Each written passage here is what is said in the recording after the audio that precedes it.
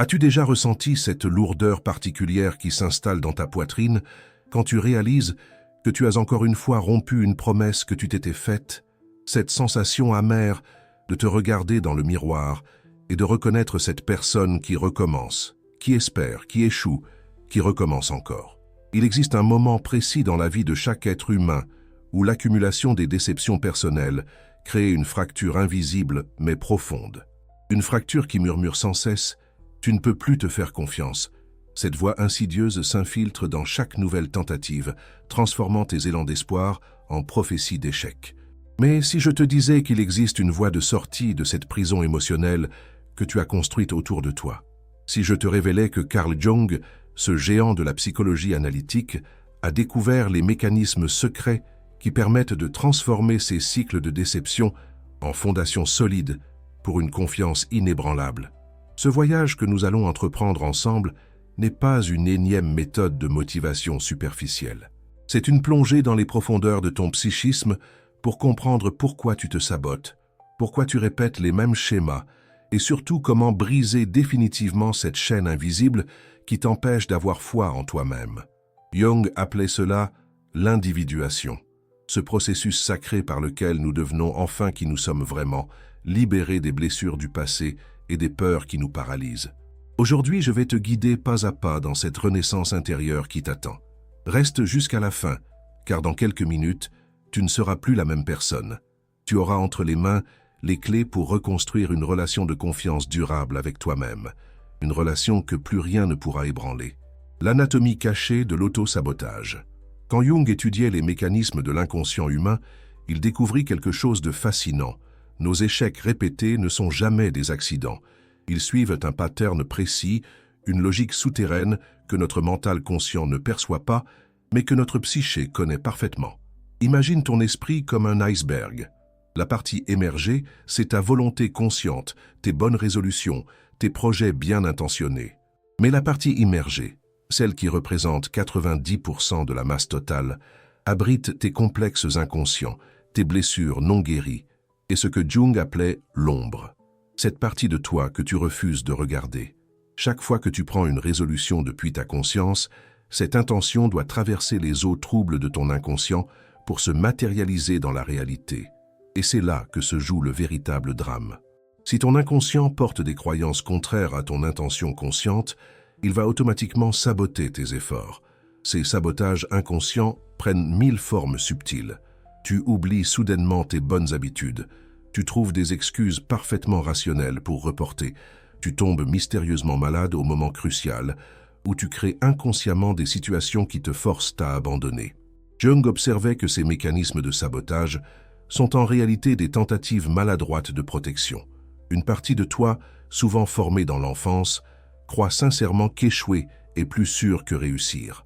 Parce que réussir, c'est prendre le risque d'être vu, d'être jugé, de décevoir les autres ou de ne pas être à la hauteur des attentes. Cette partie protectrice de ton psychisme préfère te maintenir dans une zone de médiocrité familière plutôt que de te laisser explorer des territoires inconnus où tu pourrais potentiellement souffrir. Elle agit comme un garde du corps surprotecteur qui t'empêche de vivre par peur que tu te blesses. La révélation cruciale de Jung, c'est que nous ne pouvons pas combattre cette ombre, nous devons l'intégrer.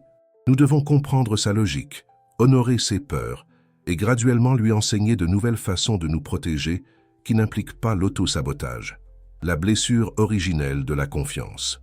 Pour comprendre pourquoi tu luttes autant à te faire confiance aujourd'hui, nous devons explorer ce que Jung appelait la blessure primordiale, ces expériences fondatrices qui ont façonné ta relation avec toi-même. Dans les premières années de ta vie, ton cerveau était comme une éponge émotionnelle, absorbant sans discrimination toutes les informations sur ta valeur personnelle. Si tu as grandi dans un environnement où tes erreurs étaient sévèrement punies, où tes émotions étaient minimisées, ou où l'amour était conditionnel à tes performances, ton psychisme d'enfant a enregistré une équation dangereuse. Je ne suis aimable que si je suis parfait. Cette équation invisible continue d'opérer dans ta vie adulte. Chaque fois que tu échoues, que tu fais une erreur ou que tu ne corresponds pas à tes propres standards, cette voix ancienne se réveille et murmure. Tu vois, tu n'es pas digne de confiance. Tu ne mérites pas l'amour, même le tien. Jung découvrit que ces complexes parentaux continuent d'influencer nos choix des décennies après leur formation. Nous portons en nous les voix critiques de nos figures d'autorité et nous les retournons contre nous-mêmes avec une cruauté que nous n'oserions jamais infliger à un ami. La tragédie, c'est que nous finissons par devenir nos propres bourreaux émotionnels. Nous nous parlons avec une dureté qui ferait fuir n'importe qui d'autre. Nous nous punissons pour des erreurs humaines normales. Nous nous retirons notre propre soutien au moment précis où nous en avons le plus besoin. Cette auto-persécution crée un cercle vicieux démoniaque. Plus tu te traites durement, moins tu as envie d'essayer. Moins tu essaies, moins tu as d'occasion de réussir. Moins tu réussis, plus tu as de preuves que tu ne peux pas te faire confiance. Et le cycle se perpétue, s'approfondissant à chaque rotation. Jung insistait sur le fait que guérir cette blessure originelle n'était pas optionnel pour quiconque voulait vivre pleinement. C'est le travail fondamental de la seconde moitié de l'existence humaine. Nous devons devenir les parents bienveillants de notre propre enfant intérieur blessé. L'art jungien de l'autocompassion. Carl Jung révolutionna la psychologie en introduisant un concept radical, l'autocompassion thérapeutique. Contrairement aux approches traditionnelles qui encourageaient l'autodiscipline sévère, Jung découvrit que la guérison véritable émergeait de la tendresse envers soi-même. L'autocompassion jungienne n'est pas de l'autocomplaisance ou de la faiblesse déguisée. C'est une forme sophistiquée de force intérieure qui reconnaît ta humanité sans excuse ni condamnation. C'est traiter tes erreurs et tes échecs avec la même bienveillance que tu accorderais spontanément à un enfant qui apprend à marcher et qui tombe. Cette approche révolutionnaire commence par un changement radical dans ton dialogue intérieur. Au lieu de te dire « je suis nul, je n'arrive jamais à rien », tu apprends à te parler comme tu parlerais à ton meilleur ami dans la même situation. C'est difficile ce que tu traverses. Tu fais de ton mieux avec les outils que tu as. Chaque tentative t'apprend quelque chose d'important. Jung observait que ce changement de langage interne n'était pas cosmétique. Il transformait littéralement la chimie du cerveau. Quand tu te traites avec compassion, ton système nerveux se calme, tes hormones de stress diminuent et ton cortex préfrontal, la région responsable de la prise de décision, fonctionne de manière optimale. L'autocompassion authentique inclut 3 éléments essentiels selon les recherches modernes qui confirment les intuitions de Jung. D'abord, la pleine conscience de ta souffrance sans la dramatiser ni la minimiser. Ensuite, la reconnaissance que cette souffrance fait partie de l'expérience humaine universelle. Enfin, l'engagement à te traiter avec la gentillesse que tu mérites. Cette pratique de l'autocompassion crée progressivement un nouveau fondement émotionnel pour ta confiance en toi. Au lieu de baser ta valeur personnelle sur tes succès externes, tu développes une estime de soi inconditionnelle qui reste stable même quand tu échoues. Jung appelait cela l'amour de soi thérapeutique, une forme d'amour qui guérit les blessures du passé, tout en créant un terrain fertile pour la croissance future. Cet amour ne t'aveugle pas sur tes défauts, mais il t'aide à les voir avec clarté et compassion plutôt qu'avec jugement et condamnation. Les mécanismes secrets de la reconstruction. La reconstruction de la confiance en soi suit des lois psychologiques précises que Jung identifia après des décennies d'observation clinique. Ces mécanismes fonctionnent comme des leviers invisibles qui, une fois actionnés correctement, déclenchent une transformation profonde et durable. Le premier mécanisme est ce que Jung appelait l'intégration des opposés. Plutôt que de lutter contre tes aspects négatifs, ta paresse, tes peurs, tes doutes, tu apprends à les accueillir comme des parties légitimes de ton expérience humaine. Cette intégration libère l'énergie psychique qui était auparavant gaspillée dans des conflits internes. Le deuxième mécanisme concerne la réappropriation des projections. Souvent, nous projetons sur les autres les qualités que nous n'osons pas reconnaître en nous-mêmes. Quand tu admires quelqu'un pour sa confiance, sa créativité ou sa détermination, tu projettes en réalité tes propres potentiels non actualisés. Reconnaître et réclamer ces projections est un acte puissant de récupération de ton pouvoir personnel. Le troisième mécanisme implique la transformation des complexes. Au lieu de te battre contre tes complexes négatifs, tu apprends à les transformer en alliés. Un complexe d'infériorité peut devenir un moteur de croissance personnelle. Un complexe de perfectionnisme peut être canalisé vers l'excellence créative. Un complexe d'abandon peut développer ta capacité d'autonomie émotionnelle. Jung découvrit également l'importance cruciale des rituels de passage personnels. Ces sont des pratiques symboliques que tu crées pour marquer ta transition d'une ancienne identité vers une nouvelle. Cela peut être aussi simple qu'écrire une lettre à ton ancienne version et la brûler, ou aussi élaboré que créer une cérémonie personnelle de renaissance. Ces rituels parlent directement à ton inconscient dans le langage qu'il comprend, celui des symboles et des métaphores. Ils signalent à toutes les parties de ton psychisme que quelque chose de fondamental est en train de changer, et ils mobilisent tes ressources profondes pour soutenir cette transformation. La clé de tous ces mécanismes, c'est la patience et la persistance. Jung observait que les transformations psychologiques authentiques suivent le rythme de la nature. Elles ne peuvent pas être forcées, mais elles peuvent être cultivées avec soin et constance. L'alchimie émotionnelle du pardon de soi. Dans ses études approfondies de l'alchimie médiévale, Jung découvrit que les anciens alchimistes décrivaient en réalité des processus de transformation psychologique. L'opération alchimique la plus cruciale pour retrouver confiance en soi est ce que Jung appelait la solutio, la dissolution des identités rigides qui nous empêchent d'évoluer. Le pardon de soi authentique fonctionne exactement comme cette dissolution alchimique. Il ne s'agit pas de dire « ce n'est pas grave » ou « tout le monde fait des erreurs ». Ces phrases superficielles n'atteignent pas les couches profondes où réside la vraie blessure. Le pardon authentique requiert un processus plus sophistiqué. D'abord, tu dois reconnaître pleinement la réalité de tes actions et de leurs conséquences, sans minimiser ni dramatiser. Cette reconnaissance honnête et douloureuse mais nécessaire, c'est la nigredo de l'alchimie, la phase noire de décomposition qui précède toute renaissance. Ensuite vient la phase que Jung appelait albedo, la purification. Tu explores les causes profondes de tes actions. Quelles blessures non guéries t'ont poussé à agir ainsi? Quelles peurs t'ont paralysé? Quel pattern inconscient as-tu répété? Cette exploration n'est pas une excuse, c'est une compréhension qui permet la transformation.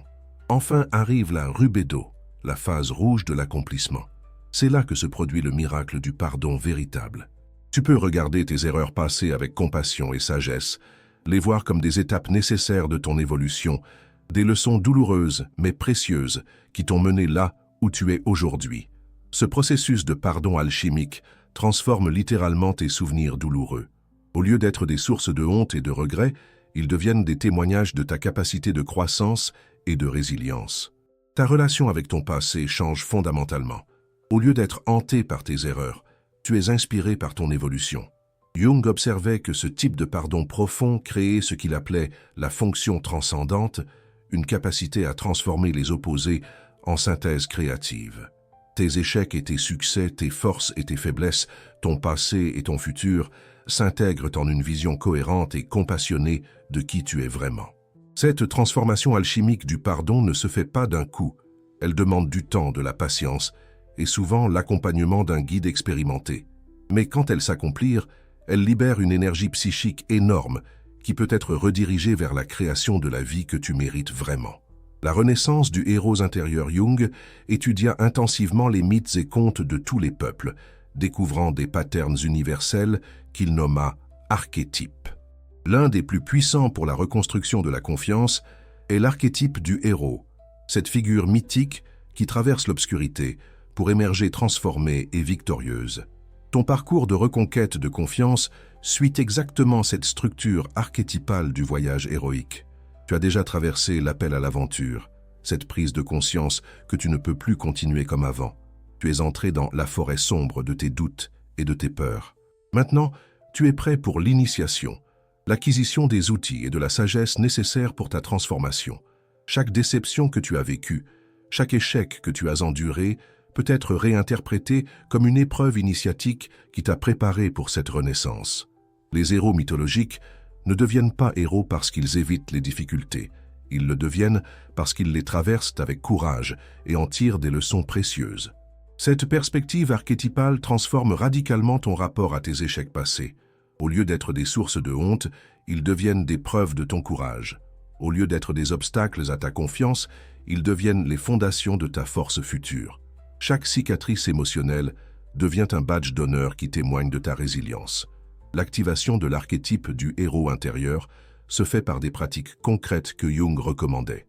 D'abord, la narration consciente de ton histoire personnelle comme un voyage héroïque, plutôt que comme une série d'échecs.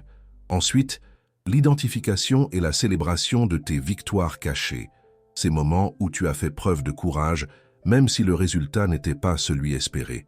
Jung insistait aussi sur l'importance de créer des objets de pouvoir personnels, des symboles tangibles de ta transformation qui ancrent ta nouvelle identité héroïque dans la réalité physique.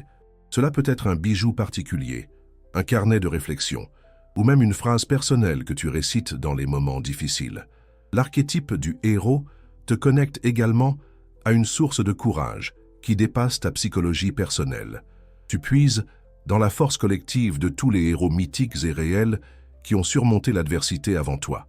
Cette connexion archétypale te donne accès à des ressources psychiques que tu ne savais pas posséder. Les gardiens invisibles de ta transformation. Dans son travail thérapeutique, Jung observa l'existence de ce qu'il appelait les résistances systémiques, des forces inconscientes qui s'opposent au changement même quand ce changement est désirable. Ces gardiens invisibles protègent l'ancienne version de toi avec une détermination surprenante. La première résistance est le complexe de loyauté familiale. Inconsciemment, tu peux croire que réussir ou être heureux trahit ta famille d'origine, surtout si elle a vécu dans la lutte ou la souffrance. Grandir au-delà des limitations de tes parents peut déclencher une culpabilité profonde qui sabote tes efforts. La deuxième résistance est la peur de l'individuation.